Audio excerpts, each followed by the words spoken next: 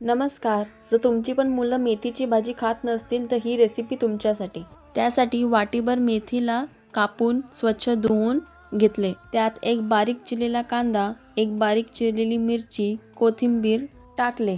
त्यात एक चमचाभर अख्खे धने, जिरे, ओवा घातले. नंतर 4 मोठे चमचे बेसन आणि 2 मोठे चमचे तांदळाचे पीठ टाकून त्यात 1 चमचाभर हळदी पावडर, गरम मसाला, लाल तिखट आणि चवीनुसार मीठ टाकले आणि 2 मोठे चमचे रवा टाकून त्यात थोडं पाणी टाकून मिक्स करून घेतले.